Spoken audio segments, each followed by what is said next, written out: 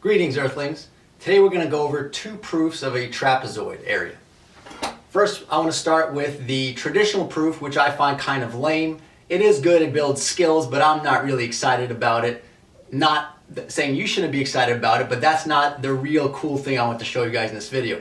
But for your foundation, you should be aware of this. So let's start with that one. So here's what we're going to do. We start off with a trapezoid, where these two, first of all, what is a trapezoid? It's a four-sided shape where two of the opposite sides are parallel. So in our case, base 2 is parallel to base 1. And notice I haven't drawn it where it looks like an isosceles trapezoid because these two are not necessarily the same, and I've tried to exaggerate that by making this shorter than that. So that makes it a general proof. All right, so that's our base 1, that's our base 2. That's our height going this way, not slanted. So I just added these dotted lines to indicate that these are also of the height, and these would be right angles over here. I could add that in. Okay, so the first proof will be algebraic. We're going to directly try to calculate this by just chopping it up into small shapes that we know. So if we chop it up with these dotted lines, we have a triangle, a rectangle, and another triangle. So what is the area of the left triangle? I've introduced variables, so let's call this x and let's call this y. So then the area of this left triangle is going to be 1/2 of x times h. The area of this rectangle is base 2. Base 1, remember, is the whole thing here. So this is base 2 times the height. That's where I got that. And then the third piece is 1/2 of y times h. So y times h, that's the area of that triangle. So now one other thing, we have to figure out how are x and y related to our base 1. So that's what I've written over here. So base 1, just by definition, is base 2 plus x plus y. That spans our entire base 1. Now, when we add all of these up, we're going to get a lot of stuff. But remember, our goal, we don't want to have any x's and y's because we introduced those after the fact.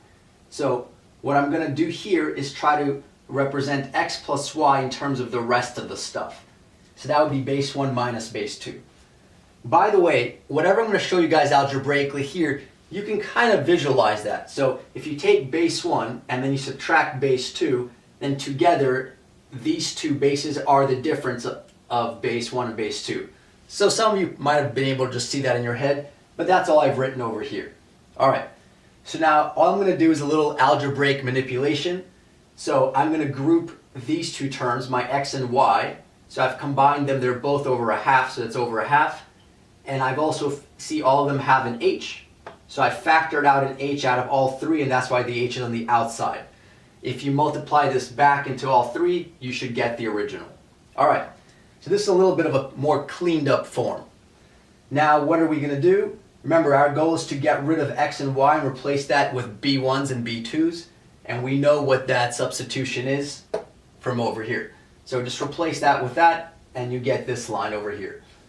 Now, I'm going to combine these two fractions. This is over 2. That has no fraction yet, so the common denominator would be 2. So it would be 2 base 2 over 2. So that's where I got that 2 over here. So I'm basically just adding two fractions. So now we have a minus b2 plus a 2b2. So negative 1 plus 2 is a positive 1. That's why this is a plus b2 over here. And here we have our formula. So it's base 1 plus base 2 over 2 times the height. Or you could think of this as the average of the bases times the height. All right, so that's a direct proof. I don't find this very super enlightening. It was pretty mechanical, just using our algebraic skills and breaking it down. So that's just so that we know what the proof is supposed to be. All right, so now for the second proof, I want to encourage you guys to try to find an intuitive proof. So, like for a younger student, I would not consider this a very intuitive proof. This is not something you would do in your head, at least for most people. All right, so I'm going to get rid of this x and y business. All right, here we go. So let's see how we can do this intuitively. So this is proof number 2 now. We're going to use our box technique from the triangle video, and our goal is just put it in a box. If you can put it in the right size box, then we're done. So I want to show you guys how you can figure this out for yourself, not just by giving you the answer. All right, so let's just start really naively. Let's just start somewhere. Let's say, what if our box is this box? So our box is base 2 times the height. Clearly that's too small of a box. All right, what if our box is base 1 times the height? Well, that would get us that entire box, and we have these 2 extra unfilled regions. So clearly the true area is below base 1 times the height, but it's above base 2 times the height. So that's pretty useful. Now, also in doing this, you got to remember, whoever thought of this proof or these proofs first, they didn't have anyone teaching them these proofs. They were the ones that figured it out. So you got to ask yourself, how did they figure it out? So they probably just stumbled upon it using something. This is what I imagine they would have done. So they tried, okay, that's too small of a box, that's too large of a box. So also, if we just try our chopping technique, so let's say if we try to take this triangle over here and we put it over here, these are different size triangles, so that doesn't really work. So now we can cheat a little bit for our purposes here, but just through experimentation, if you're asking yourself, okay, base 1 would be too large, base 2 would be too small, we need something in the middle. I mean, an intuitive thing would be try the average, try something in the middle. And indeed, since we already proved it using the other technique, let's look at this formula. So rather than thinking of this as base 1 plus base 2 over 2, I like to think of this as the average of the bases. I find that much more intuitive.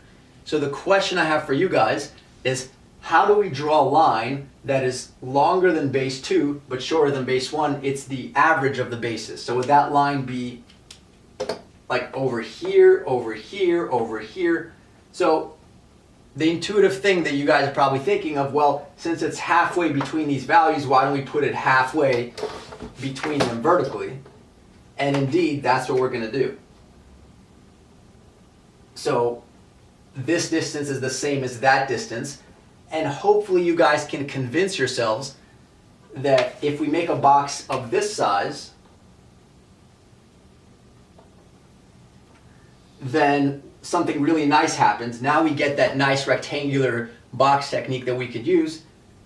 This piece is the same as this missing piece, so we could just put that piece right over there, and we could put this piece right over here. So we've created a perfect box that occupies the same area as our original trapezoid.